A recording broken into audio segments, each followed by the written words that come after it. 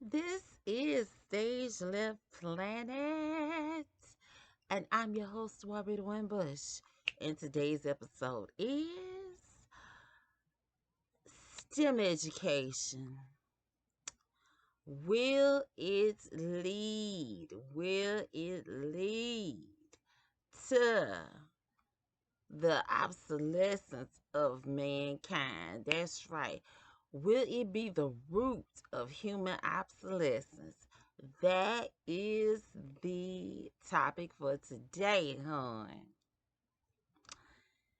Now, as a former educational technology columnist for the now defunct Examiner.com, I've observed the evolution of science, technology, engineering, and mathematics in education.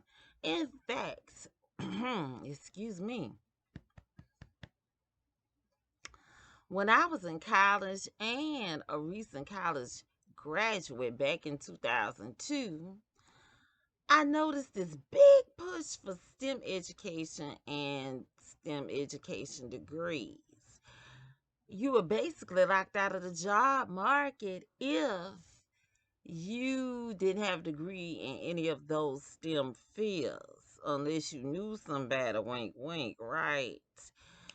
And career day wasn't too kind to you if your major wasn't in either of those fields either. Look, either of those fields either. No, I mean, one time I went to career day. I was to go attend Southern University and A&M College. I went to career day. I went to the tables that were set up that for businesses that were seeking various majors. I went in like the major companies, right? Like Johnson and Johnson. Yeah, I'm putting y'all on blast. Y'all representative basically told me to get lost because my major was not uh they were nice about it, but because my major was not in a hard STEM field. At that time, I had intentions on majoring in psychology, right? But they were looking for people in majors like chemistry and business and even engineering, right?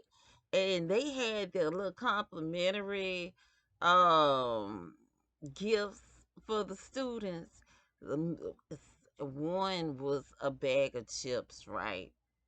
They wouldn't even give me no chips. I'm like, oh, y'all wrong. Anyway, um, honey, let me tell you. I wondered though, what is the point of offering degrees in anything other than the biological and physical sciences and engineering, mathematics, and technology if they weren't marketable? I mean, seriously, degrees outside of them would have no more worth than a leisure class.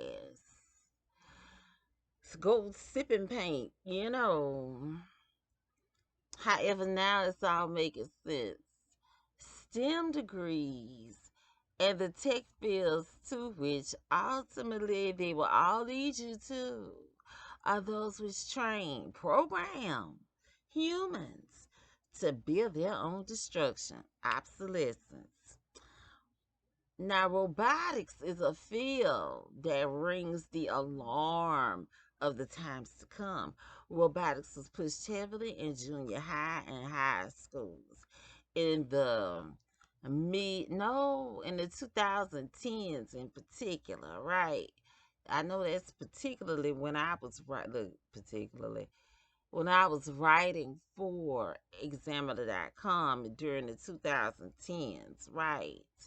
And let me tell you, here in Baton Rouge, schools such as Woodlawn High School, Kenilworth Middle, and Scotlandville High School.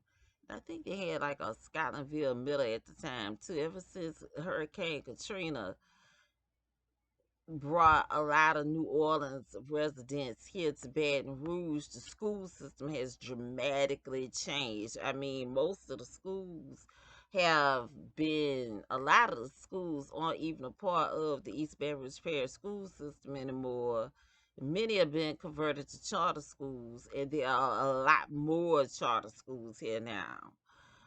Um, but the aforementioned schools, right, had prominent robotics programs, particularly Woodlawn and Scotlandville.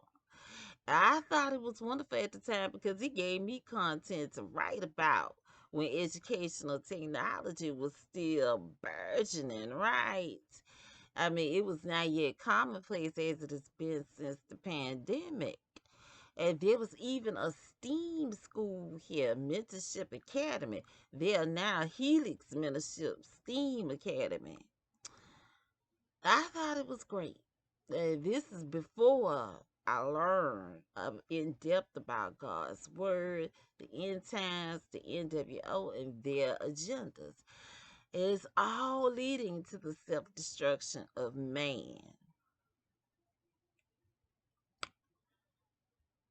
Satan is like, seems to be this way.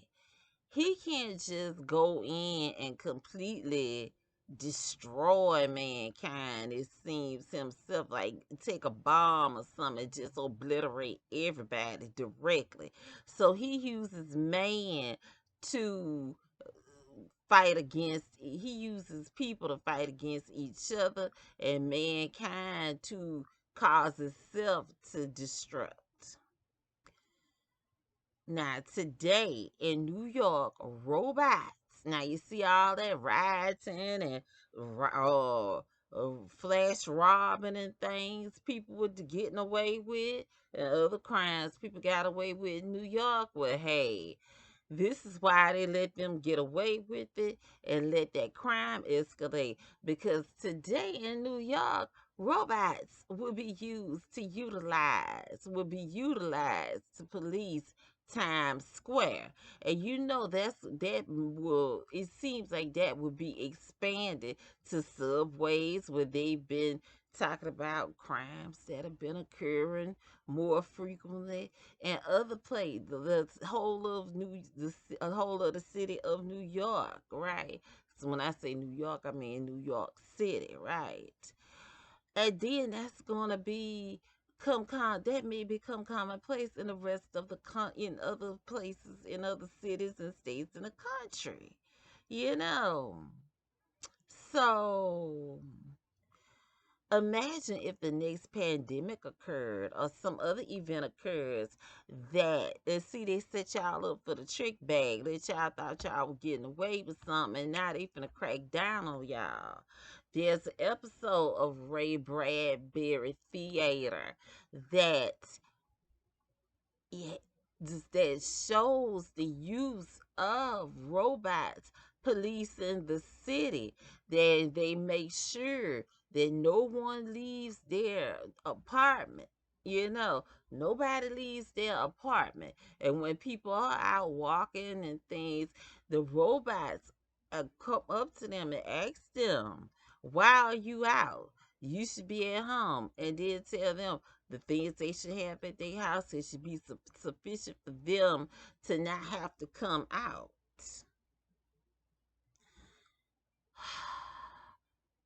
Charles Winchester from MASH was on there. I wrote an article about it. I may include the link to it in the description of this video. But imagine if the next pandemic occurred or some other event occurs that the government would use to lock down the whole of society. You know, robots will be used to restore order. We don't know the dangers of using these robots, especially if they malfunction.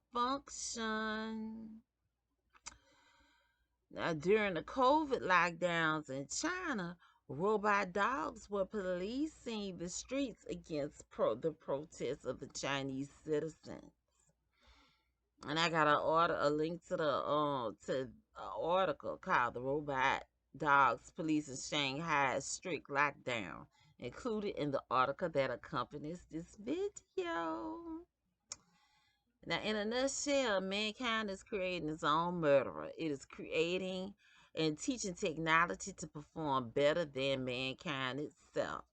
Sophia, the artificially intelligent robot, has already cried, kill all humans. Why would she say that?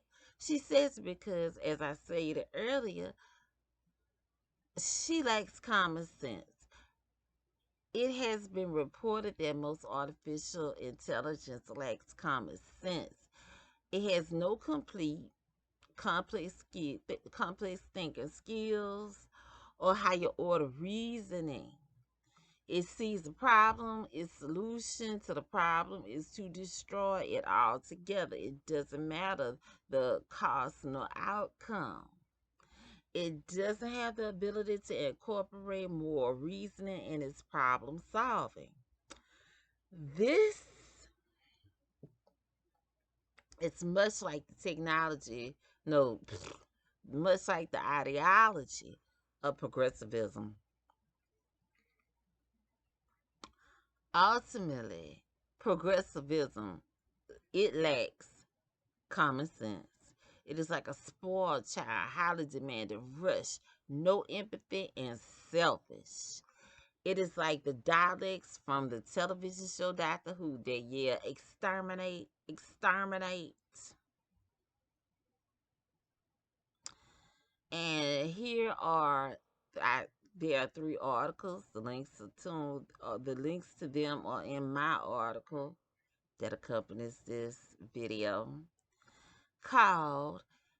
And this one is from the New Yorker. The Can Computers Learn Common Sense? AI researchers are making progress on a long-term goal, given their programs the kind of knowledge we take for granted. Science Daily has new test reveals AI still lacks common sense. MIT Press Direct says the curious case of common sense intelligence.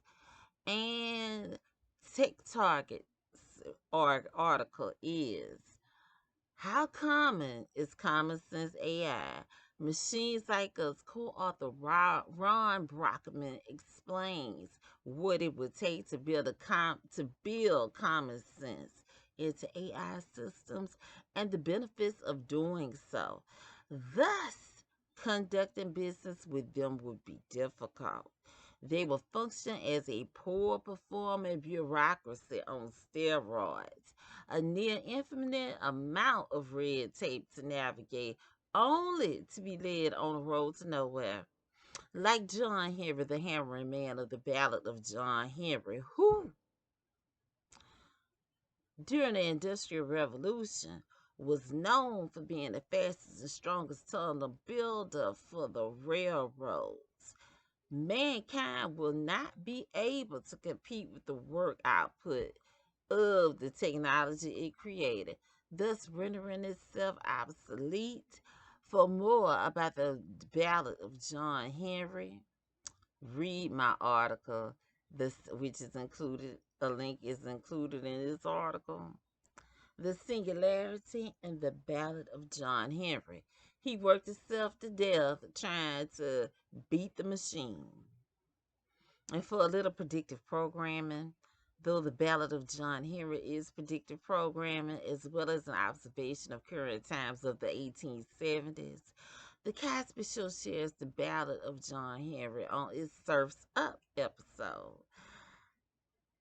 Now, the Cosby Show also discusses robotics in the 1985 episode, Vanessa's New Class. Vanessa is placed in an advanced science class that has a science competition.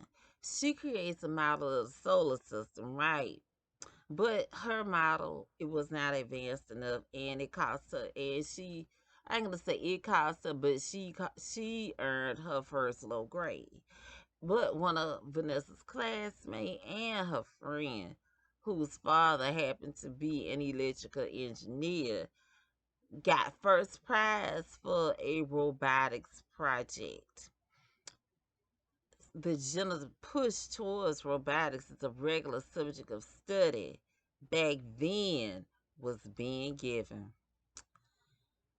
Why? Why do people in these fields continue to move forward with the progress of self destructing technologies for mankind once they recognize its devastating potential and impact? It's the thinking that linear, that narrow minded. Well, this has been Stage Left Planet. I'm your host, Warrita Winbush. Focus on God.